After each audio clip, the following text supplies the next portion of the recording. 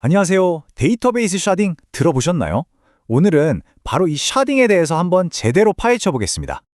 혹시 서비스를 운영하시면서 사용자는 막 늘어나는데 어쩐지 시스템이 점점 버거워하는 걸 느껴본 적 없으신가요?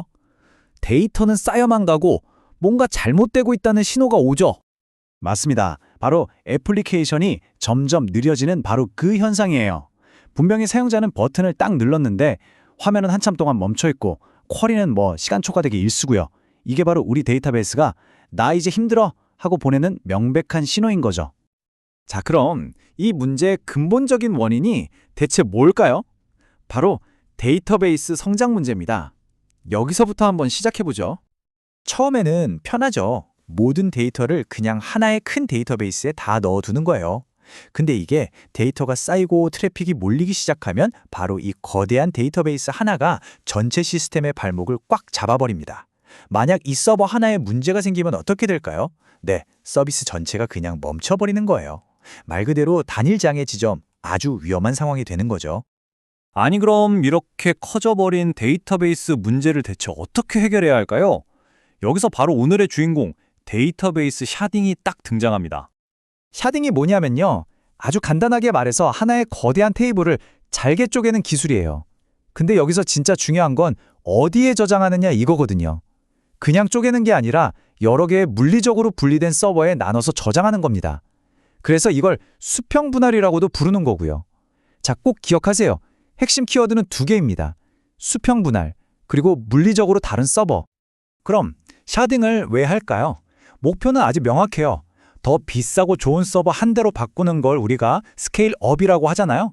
샤딩은 그게 아니라 여러 대의 서버로 일을 나누는 바로 스케일아웃 방식입니다. 이렇게 부하를 싹 분산시키는 거죠. 그럼 자연스럽게 성능도 올라가고 안정성도 높아지겠죠. 이 방식은 우리가 흔히 아는 관계형 데이터베이스, RDBMS뿐만 아니라 NoSQL, 심지어는 블록체인에서도 정말 널리 쓰이는 아주 중요한 기술이에요. 자, 데이터를 여러 서버에 나눈다는 건 이제 알겠어요. 근데 도대체 어떤 기준으로 나눠야 할까요? 아무렇게나 나눌 순 없잖아요. 이제부터는 데이터를 어떻게 샤딩하는지 그 구체적인 방법들을 한번 살펴볼게요. 바로 이 질문, 어떤 데이터를 어디로 보낼 것인가? 이게 샤딩 설계의 가장 핵심적인 부분입니다. 어떤 데이터를 어떤 샤드, 그러니까 분할된 데이터베이스 조각으로 보낼지 이걸 결정하는 아주 똑똑한 전략이 필요한 거죠. 대표적인 방법이 한 4가지 정도 있어요. 하나씩 보죠. 첫 번째는 범위 기반 샤딩. 이건 이름 그대로 데이터 값의 범위를 기준으로 나누는 거예요.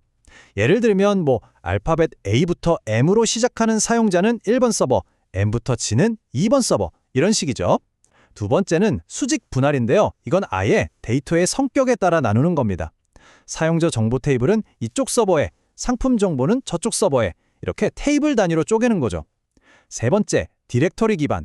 이건 어떤 데이터가 어디 있는지 알려주는 일종의 안내 데스크, 즉 룩업 테이블을 따로 두는 방식입니다. 마지막으로 아마 가장 흔하게 쓰일 해시 기반입니다. 데이터를 해시 함수에 넣어 나오는 결과값에 따라 저장할 서버를 딱 정해버리는 거죠. 이 방식의 최대 장점은 데이터를 아주 고르게 분산시킬 수 있다는 점입니다. 와, 그럼 샤딩만 하면 모든 게 해결되겠네요? 그렇지가 않습니다. 샤딩이 강력한 해결책인 건 맞지만 이게 무슨 마법의 지팡이는 아니거든요. 강력한 만큼이나 아주 신중하게 풀어야 할 복잡한 문제들을 함께 가져옵니다. 생각해보세요. 샤딩을 도입하는 그 순간 우리는 더 이상 하나의 간단한 데이터베이스를 관리하는 게 아니에요. 여러 개로 쪼개진 분산된 시스템, 즉 훨씬 더 복잡한 시스템을 마주하게 되는 겁니다. 이건 완전히 새로운 차원의 문제들을 만들어내죠. 샤딩을 하면 꼭 풀어야 할 몇 가지 큰 숙제가 생겨요. 예를 들어 볼까요? 데이터가 여러 서버에 흩어져 있으니까 예전처럼 테이블들을 쉽게 연결하는 조인 작업이 정말 힘들어집니다. 또 순서대로 1, 2, 3, 4 올라가던 아이디 있죠? 이것도 서버마다 중복될 수 있으니까 완전히 새로운 고유 아이디 생성 전략이 필요해져요. 근데 이 모든 것들보다 더 중요한 게 있어요. 바로 샤드키입니다. 이게 뭐냐면 데이터를 어떤 기준으로 나눌지 정하는 열쇠 같은 건데요. 이게 정말 중요한 이유는 한 번 정하면 그 바꾸는 게 거의 불가능하기 때문이에요.